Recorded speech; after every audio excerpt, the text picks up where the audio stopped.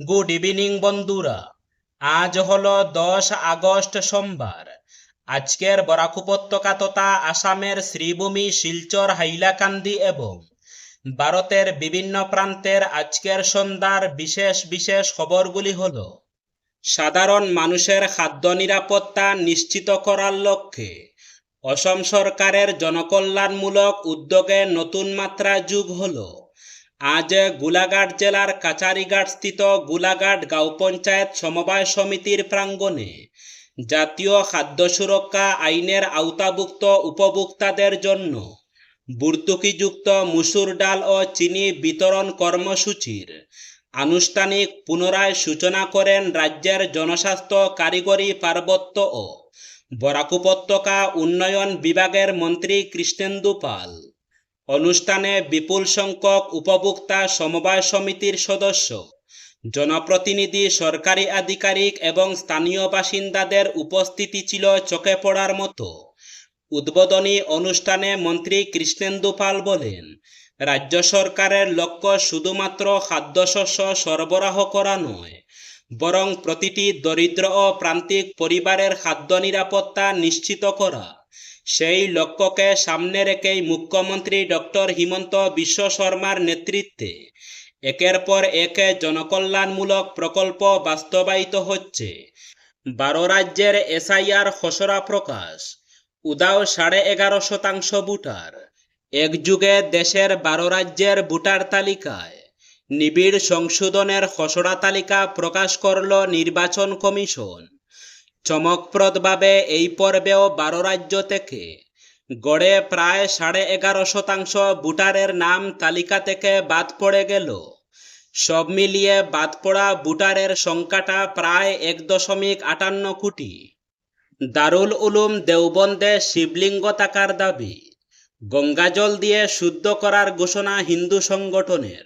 উত্তরপ্রদেশের দেওবন্দে অবস্থিত ইসলামিক শিক্ষা প্রতিষ্ঠান দারুল উলুমের চত্বর গঙ্গাজল দিয়ে শুদ্ধ করার কর্মসূচি ঘোষণা করল হিন্দু রক্ষা দল। সংগঠনটির দাবি, দারুল উলুমের নিচে একটি শিবলিঙ্গ রয়েছে। আগামী 11 আগস্ট সংগঠনের সদস্যরা হরিদ্বার থেকে গঙ্গাজল নিয়ে দারুল উলুমে যাওয়ার পরিকল্পনা করেছেন। শনিবার প্রকাশিত একটি ভিডিও বার্তায় এই কর্মসূচির কথা জানান হিন্দু রক্ষা দলের উত্তরাখণ্ড রাজ্য সভাপতি ললিত শর্মা। তিনি জানান, সংগঠনের জাতীয় সভাপতি পিঙ্কি চৌধুরীর নেতৃত্বে পদাধিকারীরা হরিদ্বার থেকে গঙ্গাজল নিয়ে দেওবন্দে পৌঁছাবেন। ললিতের দাবি, দারুল উলুম চত্বরে একটি শিব মন্দির রয়েছে বলে অভিযোগ তুলে সংগঠনের তরফে আগেই সাহারানপুর প্রশাসনের কাছে তদন্তের দাবি জানানো হয়েছিল, কিন্তু প্রশাসনের পক্ষ থেকে কোনো পদক্ষেপ করা হয়নি বলে অভিযোগ তার। এরপরই দারুল উলুমে গিয়ে গঙ্গাজল অর্পণের সিদ্ধান্ত নেওয়া হয়েছে বলে জানান তিনি। সংগঠনের এই ঘোষণায় এলাকায় উত্তেজনার আশঙ্কা তৈরি হয়েছে। সব লেনদেনে মাসুল নয়, ইউপিআই নিয়ে অবস্থান স্পষ্ট করল কেন্দ্র। ইউপিআই লেনদেনে অতিরিক্ত মাসুল বসতে চলেছে কিনা তা নিয়ে কয়েকদিন ধরে যে জল্পনা তৈরি হয়েছিল তা অনেকটাই পরিষ্কার করল কেন্দ্র। অর্থমন্ত্রকের তরফে জানানো হয়েছে, একজন ব্যক্তি অন্য একজনকে ইউপিআই এর মাধ্যমে টাকা পাঠালে তার জন্য কোনো অতিরিক্ত মাসুল দিতে হবে না। তবে নির্দিষ্ট কিছু বাণিজ্যিক লেনদেনের ক্ষেত্রে ভবিষ্যতে সীমিত হারে চার্জ বসতে পারে। সম্প্রতি লোকসভায় payment and settlement system act 2007 এর সংশোধনী বিল পাশ হয়েছে। শনিবার সেই আশঙ্কা দূর করতে কেন্দ্রের তরফে জানানো হয়, ব্যক্তি থেকে ব্যক্তির ইউপিআই লেনদেন আগের মতোই বিনামূল্যে থাকবে। বাণিজ্যিক লেনদেনের ক্ষেত্রেও অধিকাংশ পরিষেবায় কোনো মাসুল থাকবে না। তবে নির্দিষ্ট সীমার বেশি মূল্যের কিছু বাণিজ্যিক লেনদেনের ক্ষেত্রে মার্চেন্ট ডিসকাউন্ট রেট চালু করা হলে সামান্য চার্জ নেওয়ার সুযোগ থাকতে পারে। কেন্দ্র জানিয়েছে, এমন কোনো ব্যবস্থা চালু হলেও তা সমস্ত ইউপিআই লেনদেনের উপর নির্বিচারে প্রযোজ্য হবে না। নির্দিষ্ট সীমা অতিক্রম করা বাণিজ্যিক লেনদেনের ক্ষেত্রেই তা সীমাবদ্ধ থাকতে পারে। দিল্লি ও কলকাতার পর এবার জেনজির প্রতিবাদী ঢেউয়ের আছে ঝাড়খণ্ডে। আজ রাঁচিতে পড়ুয়াদের বিধানসভা ঘেরাও কর্মসূচি ঘিরে ব্যাপক নিরাপত্তার ব্যবস্থা করেছিল পুলিশ, কিন্তু ন্যায্য দাবি আদায়ের লক্ষ্যে পথে নামা তরুণদের প্রতিবাদে ভেঙে পড়ে পুলিশের একের পর এক প্রতিরোধ।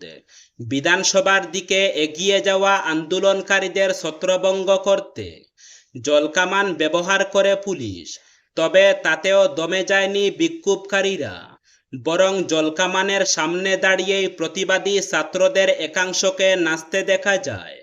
তাদের মূল দাবি একটাই, সরকারি চাকরির নিয়োগ পরীক্ষায় দুর্নীতি বন্ধ করে সম্পূর্ণ স্বচ্ছতা নিশ্চিত করতে হবে এবং পরীক্ষার পদ্ধতিতে আমূল পরিবর্তন আনতে হবে। ঝাড়খণ্ডে সরকারি চাকরির ক্ষেত্রে গুরুত্বপূর্ণ দুটি পরীক্ষা হল জেপিএসসি এবং জেএসএসসি। সম্প্রতি এই দুই পরীক্ষাকে ঘিরে দুর্নীতির অভিযোগ উঠেছে। এর প্রতিবাদে দীর্ঘদিন ধরে অনশন চালিয়ে আসছিলেন পড়ুয়ারা। তাদের আন্দোলনে সমর্থন জানিয়ে অনশনে যোগ দেন ঝাড়খণ্ডের লোকতান্ত্রিক ক্রান্তিকারী মোর্চার নেতা তথা সমাজকর্মী দেবেন্দ্রনাথ মাহাতো। আন্দোলনের চাপে পড়ে বিক্ষোভকারীদের আলোচনার টেবিলে ডাকলেন মুখ্যমন্ত্রী হেমন্ত সোরেন, কিন্তু সেই আলোচনা ফলপ্রসূ হয়নি বলে অভিযোগ আন্দোলনকারীদের। এরপরই আজ বিধানসভা ঘেরাওয়ের কর্মসূচি নেন পড়ুয়ারা। তাদের নেতৃত্বে রয়েছেন দেবেন্দ্রনাথ মাহাতো।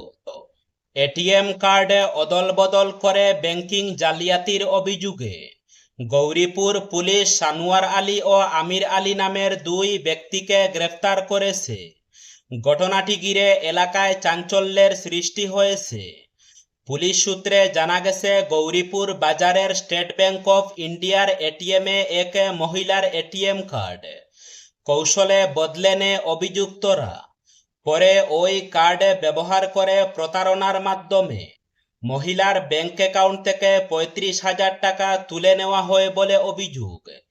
ঘটনার তদন্তে নেমে পুলিশ অভিযুক্তদের কাছ থেকে বিভিন্ন অ্যাকাউন্টধারীর নামে থাকা 12টি এটিএম কার্ড, 2টি মোবাইল ফোন এবং প্রতারণার মাধ্যমে হাতিয়ে নেওয়া অর্থের অংশ বলে সন্দেহ করা 20,000 টাকা নগদ উদ্ধার করেছে।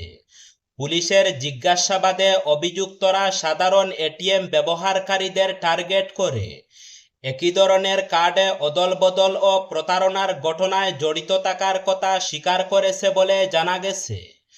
উদ্ধার হওয়া সামগ্রী ও অর্থের ভিত্তিতে ঘটনার সঙ্গে আরও কেউ জড়িত রয়েছে কিনা তা খতিয়ে দেখছে পুলিশ।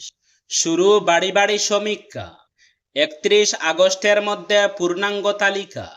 বন্যার প্রতিটি ক্ষতির হিসেব নথিভুক্ত করা হবে, বললেন মুখ্যমন্ত্রী হিমন্ত বিশ্ব শর্মা। বন্যায় ক্ষতিগ্রস্ত প্রতিটি বাড়ি, পশু পাখি ও অন্যান্য সম্পদের ক্ষয়ক্ষতির পূর্ণাঙ্গ হিসেব তৈরির লক্ষ্যে রবিবার থেকে অসমের বন্যা কবলিত জেলাগুলোতে বাড়ি বাড়ি সমীক্ষা শুরু করেছে রাজ্য সরকার। মুখ্যমন্ত্রী হিমন্ত বিশ্ব শর্মা জানিয়েছেন, 31 আগস্টের মধ্যে প্রথম দফার এই সমীক্ষা শেষ করা হবে। এরপর ক্ষতিগ্রস্ত পরিবারগুলির সঙ্গে পুনরায় যাচাই করে বাদ পড়া পরিবার বা কোনো ভুল তথ্য সংশোধন করা হবে।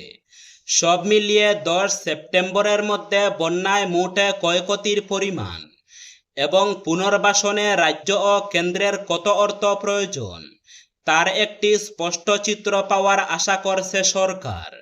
রবিবার মুখ্যমন্ত্রী জানান, বন্যা কবলিত সব জেলাতেই বাড়ি বাড়ি গিয়ে ক্ষয়ক্ষতির মূল্যায়ন শুরু হয়েছে। ক্ষতিগ্রস্ত বাড়ি, পশুধন এবং বন্যার কারণে তৈরি হওয়া অন্যান্য সমস্ত ক্ষতির তথ্য নথিভুক্ত করা হবে। তার বক্তব্য, প্রাপ্য পুনর্বাসন সুবিধা পাওয়ার ক্ষেত্রে কোনো পরিবার যাতে বাদ না পড়ে তা নিশ্চিত করা হবে। উজান অসমের শিবসাগর, চড়াইদেওয়া, যোরহাট ও গোলাঘাট সহ বন্যা কবলিত জেলাগুলোতে রবিবার থেকেই সরকারি আধিকারিকরা এই সমীক্ষার কাজ শুরু করেছেন। বাড়ির ক্ষতি, কৃষি ও ফসলের ক্ষতি, গবাদি পশুর মৃত্যু, তাঁত এবং অন্যান্য সম্পদের ক্ষয়ক্ষতির তথ্য সংগ্রহ করা হবে। মুখ্যমন্ত্রীর নির্দেশে সমীক্ষার কাজে নিযুক্ত আধিকারিকদের প্রশিক্ষণের ব্যবস্থাও করা হয়েছে। সরকারি টেন্ডার ছাড়াই গত প্রায় 1.5 মাস ধরে পাতারকান্দি কেন্দ্রের লোয়ারপুয়া এলাকার দুটি সরকারি বাজার থেকে খাজনা আদায় করছে সংশ্লিষ্ট ব্লক কর্তৃপক্ষ। এ নিয়ে এলাকার সচেতন মহলে নানা প্রশ্ন উকি দিচ্ছে। জানা গেছে, গত প্রায় 1.5 মাস আগে স্থানীয় বাজারিছড়া ও সলগই সাপ্তাহিক বাজারের সরকারি টেন্ডারের সময়সীমা অতিক্রম হয়েছে। পরবর্তীতে টেন্ডার না ডেকে স্থানীয় ব্লক কর্তৃপক্ষ বিকল্পভাবে বিভাগীয় পক্ষে লোক নিয়োগ করে বাজারের মাসুল আদায় করছে বলে অভিযোগ মতে সরকারি টেন্ডারবিহীনভাবে দুটি সরকারি বাজার থেকে প্রতি সপ্তাহে প্রায় 20,000 টাকা করে নগদ অর্থ সংগ্রহ করা হচ্ছে। এগুলো সঠিকভাবে সরকারি কোষাগারে জমা পড়ছে না, বাঁকা পথে হাফিজ করা হচ্ছে।